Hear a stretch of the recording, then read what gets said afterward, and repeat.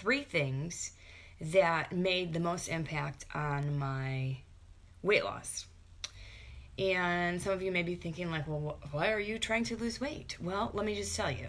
I was a habitual yo-yo dieter and was fed up with the restrictions and falling off the wagon and not liking what I saw in the mirror. And I thought I needed another diet. And I always thought I needed to just maybe lose weight because it would change the way I saw myself or it would make me happier. And the frustration and the emotions that come with that are enough to drive you insane. So if you've ever heard me say sustainability and sanity when it comes to diet and weight loss, I'm just going to say it again. I was losing my shit. And it was affecting a lot of things in my life. So I knew at that point, like, something had to change. And I'm going to be very honest with you. This was probably, I can remember things happening prior to being in the fitness industry, but this was when I was in the fitness industry, right?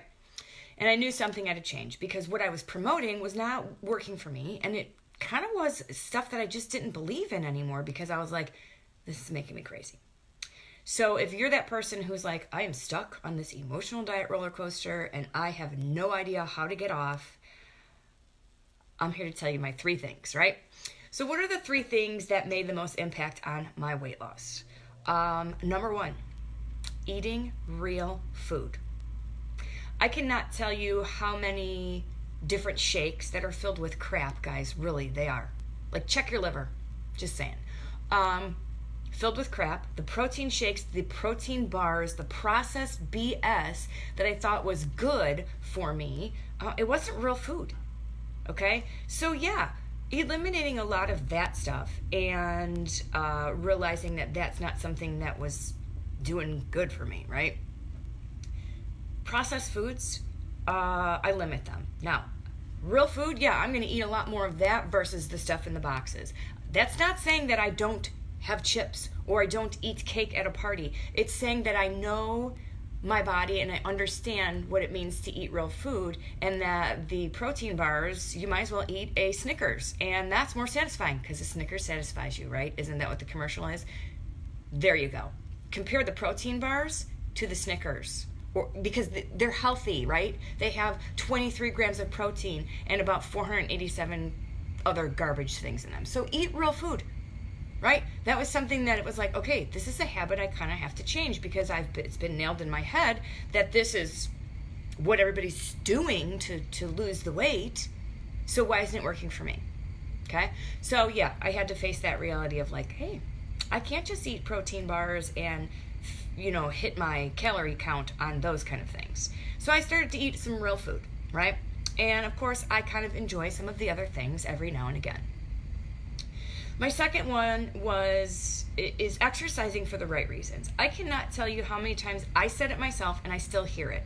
Like, spring is coming, spring break is I got to get in 2-a-days. I got to get in my 2-a-days, and oh my gosh, I ate too much. I have to now punish myself and because I ate bad and do extra workouts. What freaking fun is that? Like, exercise then becomes torture, and it did become torture for me. So, and exercising just to change the number on the scale and then not seeing that change leads to some severe frustration and a lot of emotions. So, make it fun. Like, exercise for the right reasons. Exercise because your body can actually do it. Because some people, their bodies don't allow them to do it. Like, it's hard, Exercise because, yes, it can be fun. Don't make it a punishment. Make it for the right reasons, right? To get stronger from the inside out. Because I can't tell you the feeling of empowerment that comes with being able to do push-ups again. Like, there was a time where I was like the push-up freaking queen in my boot camp classes. Like, any kind of push-up you saw, we did. And then I couldn't do them for reasons related to my back. And then they became therapy for my back. So now, like, that's empowering to be like, I can do these push-ups again. That's why I work out. Not because I hate it, not because it's punishment for me eating bad.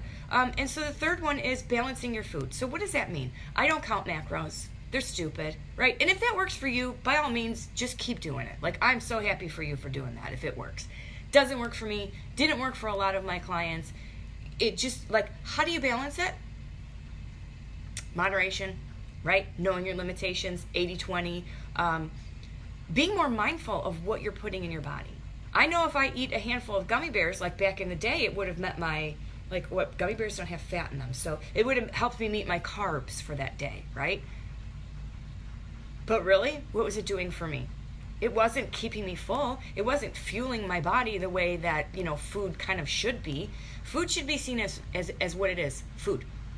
So to balance that is whatever it works for you. Now, I'm not saying, because some people think like, oh, she's anti-diet. She wants us just to eat all the junk and doesn't care about all these things. No, I care more about your mental health than I do about a stupid number on the scale. I care more about your A1C, your cholesterol, and how you see food than a number on a scale or how many macros you're putting in your body. And I had to learn that myself, and it was a very hard thing to change. It was very hard to understand, like, how do I balance this? Because then I would feel guilty if I ate this. So, 80-20 rule.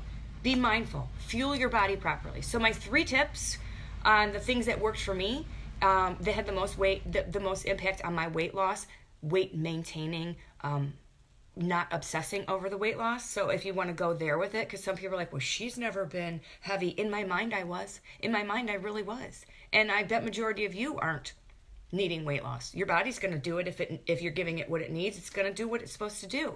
And if weight loss is a side effect of that, then it is, right? So we can't starve ourselves thin. So my 3 tips, once again, eat real food, exercise for the right reasons, and balance what you eat. That's all I have for you guys today. If you're on that emotional roller coaster, I hope this has helped you. It definitely takes some time. It definitely takes a mindset change. It definitely takes being more mindful of how you look at exercise and food and dieting and the number on the scale and the reasons why you're doing it. Like, what are you looking for as that result? And some of us are looking at the wrong reasons and the wrong thing. But we don't get that, right? Took me a while to get it.